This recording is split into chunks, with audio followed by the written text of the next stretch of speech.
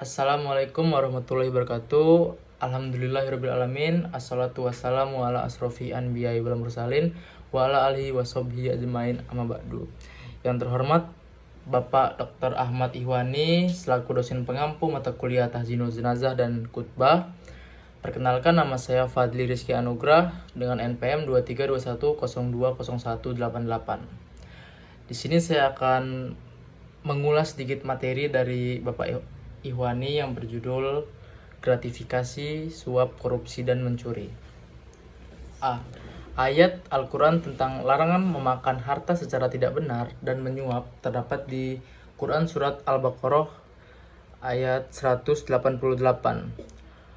Wala taqulu amwalakum bainakum bil batili wa tudlu biha ilal hukami litakulu farikam min amwalin nasi bil ismi wa antum ta'lamun, yang artinya, dan janganlah kamu makan harta di antara kamu dengan jalan yang batil, dan janganlah kamu menyuap dengan harta itu kepada para hakim dengan maksud agar kamu dapat memakan sebagian harta orang lain itu dengan jalan dosa, padahal kamu mengetahuinya. Quran Surat Al-Baqarah 38-39, yang artinya, adapun orang laki-laki maupun perempuan yang mencuri, potonglah tangan keduanya, balasan atas perbuatan yang mereka lakukan dan sebagai siksaan dari Allah. Dan Allah memperkasa, maha bijaksana. Tetapi barang siapa bertobat setelah melakukan kejahatan itu dan memperbaiki diri, maka sesungguhnya Allah menerima tobatnya. Sungguh Allah maha pengampun, maha penyayang. B. Hadis dari Abdullah bin Amr radhiyallahu anhu berkata, Rasulullah Shallallahu alaihi wasallam melaknat penyuap dan orang-orang yang disuap. Hadis riwayat Abu Daud, Tirmizi, dan Ibnu Majah. Dari Jabir bin Abdillah radhiyallahu anhu bahwa Rasulullah Shallallahu alaihi wasallam bersabda, tidak akan masuk surga daging yang tumbuh dari sumber yang haram. Dari Abu Hurairah radhiyallahu anhu dari Nabi Shallallahu alaihi wasallam, beliau bersabda, akan datang suatu masa di mana orang tidak peduli apa yang diambil, apakah dari sumber yang halal ataupun haram. Dari Abu Humaid As-Sa'id radhiyallahu anhu bahwasannya Rasulullah Shallallahu alaihi wasallam mengangkat seorang petugas untuk mengumpulkan zakat.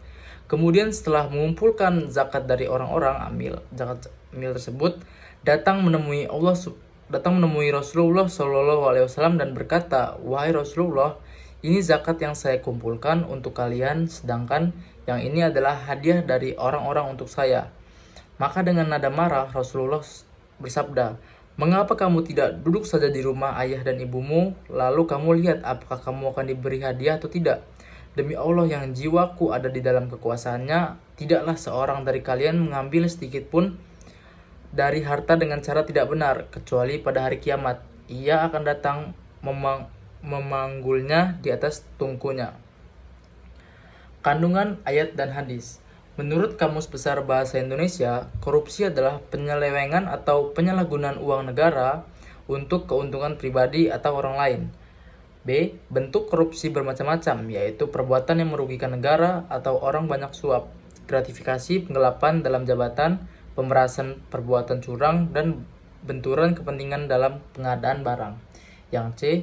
Nabi Shallallahu alaihi wasallam melaknat pelaku korupsi dan penyuap atau penerima suap. Keduanya melakukan perbuatan haram dan diancam dengan api neraka.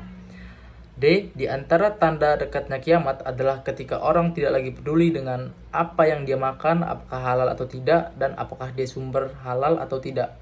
Dalam hukum pidana Islam, mencuri berbeda dengan korupsi karena mencuri mempunyai definisi mengambil barang orang lain yang disimpan di tempat semestinya secara diam-diam. Dalam pidana Islam, pencurian yang nilainya mencapai batas minimal, yaitu seperempat dinar, dijatuhi hukuman potong tangan yang dilakukan oleh pihak yang berwajib.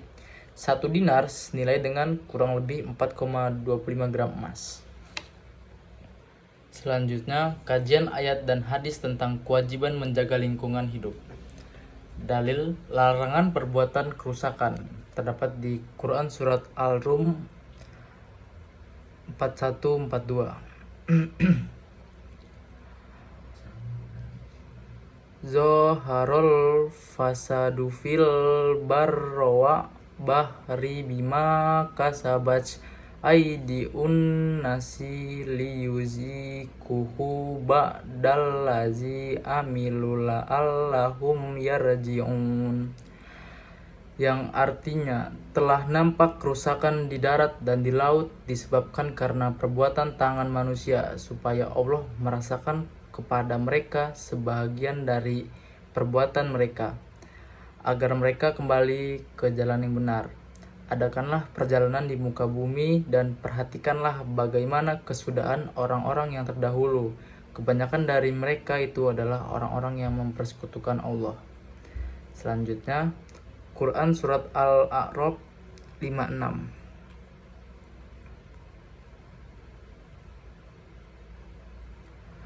Wala tufsidu fil ardi ba'da islahiha lima bad'uhu khawfaw walamata inna rahmatallahi qaribum minal muhsinin, yang artinya, dan janganlah kamu membuat kerusakan di muka bumi sesudah Allah memperbaikinya, dan berdoalah kepadanya dengan rasa takut dan harapan akan dikabulkan. Sesungguhnya rahmat Allah amat dekat kepada orang yang berbuat baik. Hadis menanam pohon. Menanam pohon sebagai tindakan terpuji, ya, termasuk hadis Anas bin Malik, di mana Rasulullah bersabda, tidaklah seorang muslim menanam pohon, tidak pula menanam tanaman kemudian pohon atau tanaman tersebut dimakan oleh burung, manusia atau binatang, melainkan menjadi sedekah baginya. Hadis riwayat Bukhari dan Muslim. Yang ketiga, larangan kencing pada air tergenang. Hadis Abu Hurairah berkata bahwa Rasulullah SAW bersabda, jangan sekali-kali seorang di antara kamu kencing dalam air tergenang yang tidak mengalir, kemudian dia mandi di dalamnya. Hadis riwayat Bukhari dan Muslim. Keempat, anjuran menyingkirkan sesuatu yang mengganggu dari jalan dan menjaga kebersihan. Dari Abu Hurairah, ia berkata bahwa Rasulullah SAW bersabda, dan menyingkirkan sesuatu yang mengganggu dari jalan bernilai sedekah. Lingkungan hidup adalah kesatuan ruang dengan semua benda, daya, keadaan, dan makhluk hidup, termasuk manusia dan perilakunya, yang mempengaruhi kelangsungan kehidupan dan kesejahteraan manusia serta makhluk hidup lain. C. Kandungan hukum dalam ayat dan hadis.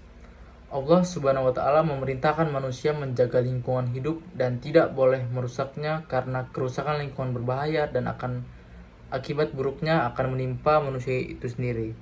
Kedua, Nabi Muhammad SAW menganjurkan agar memelihara lingkungan dan banyak menanam pohon. Banyak menanam pohon berarti banyak tumbuh-tumbuhan, banyak sekali manfaat tumbuhan dan pepohonan, antara lain menyediakan udara segar berupa oksigen yang sangat dibutuhkan makhluk hidup. Pandangan mata jadi sehat, mengurangi polusi, mengurangi bahaya banjir, menyuburkan tanah, dan tentunya menciptakan keindahan. Yang ketiga, selain keindahan, pohon juga bernilai sosial dan ekonomi, yaitu tempat orang atau makhluk berteduh, tempat burung hinggap dan berkembang biak, buahnya dimakan atau dimanfaatkan semua makhluk hidup, dan itu semua menjadi sedekah yang berpahala. Semakin banyak yang memanfaatkan, semakin tinggi nilainya, dan semakin banyak pahala yang diterima. Bahkan menjadi pahala jariah yang terus mengalir diterima menanamnya selama pohon itu ada dan bermanfaat.